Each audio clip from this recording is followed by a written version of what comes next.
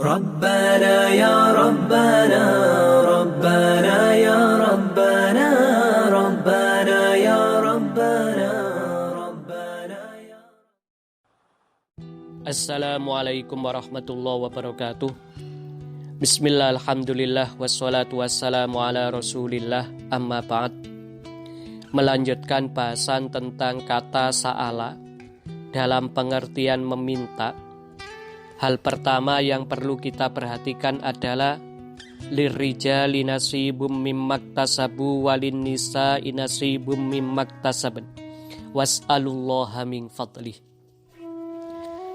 Laki-laki maupun perempuan berkesempatan untuk bekerja mencari nafkah. Namun jangan lupa untuk meminta tambahan rezeki anugerah dari Allah Subhanahu wa ta'ala. Artinya sebelum kita meminta-minta kepada orang lain, pastikan kita sudah meminta kepada Allah Subhanahu wa ta'ala melalui kerja dan doa. Ketika seseorang tidak meminta-minta kepada sesama manusia padahal dia butuh, maka statusnya adalah al-mahrum. Wa fi amwalihim haqqun lis-sa'ili wal mahrum.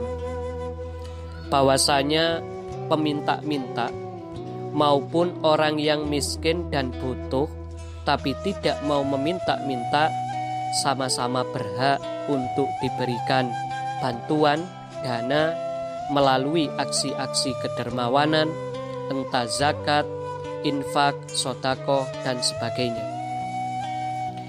Ketika seseorang meminta-minta, tentu ada beberapa etika. Yang pertama adalah menjaga diri dari hal-hal yang diharamkan, terutama menyangkut hubungan lawan jenis. Dalam ayat Al-Quran dikatakan wa idza sa'altumuhunna mata'an fas'aluhunna mi wara'i hijab. Kalau dalam konteks sekarang, misalnya kalau yang minta-minta itu laki-laki, sebaiknya lah yang memberi adalah sesama laki-laki. Kalau yang meminta-minta itu perempuan, seyogyanya lah yang memberikan itu perempuan. Atau kalaupun terpaksa berlainan jenis antara pemberi dan penerima, seyogyanya lah tetap menjaga etika agar tidak sampai menimbulkan fitnah. Di sisi lain, jangan kita meminta sesuatu yang sesungguhnya kita sudah berlebih punya dan ada orang yang lain yang lebih membutuhkan.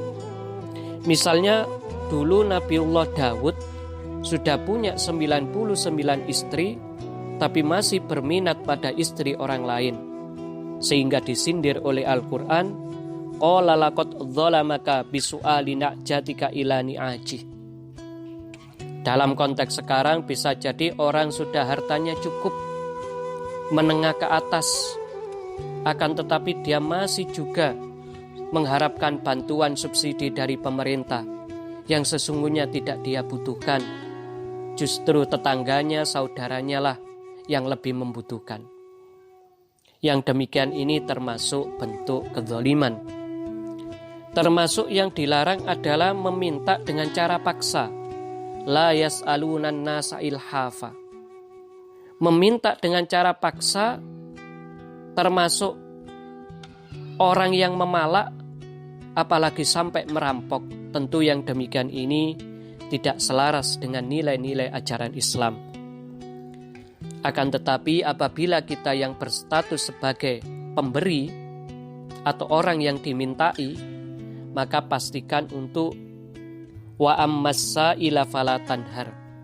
Jangan menghardik, jangan menyatakan hal-hal yang kiranya mengecilkan hati si pengemis, apalagi sampai membuatnya marah karena kehilangan harga diri. Di sisi lain, tentu tidak setiap pengemis atau peminta-minta kita beri. Ada skala prioritas. Dalam ayat Al-Quran misalnya, wa atal mala ala hubbi dzawil qurba wal yatama wal masakin wabnas sabili wasailin. Sebelum memberikan sesuatu kepada pengemis, Yang lebih diprioritaskan adalah kaum kerabat kita yang membutuhkan, anak-anak yatim, orang-orang miskin yang tidak jadi pengemis.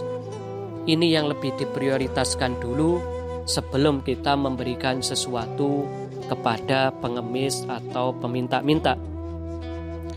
Dari sini bisa dipahami bahwa banyak sekali etika yang menyangkut peminta-minta, tapi yang terpenting pastikan kita aktif bekerja dulu, berdoa meminta kepada Allah, baru kalau terpaksa meminta kepada sesama manusia dengan tetap menjaga etika. Dan apabila kita yang berstatus sebagai orang yang dimintai, kita juga perlu beretika, tidak menyakiti hati pengemis, serta menerapkan skala prioritas keluarga, anak yatim, orang miskin yang gak meminta-minta lebih patut kita dahulukan dibandingkan para pengemis. Demikian, wal afu minkum. Assalamualaikum warahmatullahi wabarakatuh.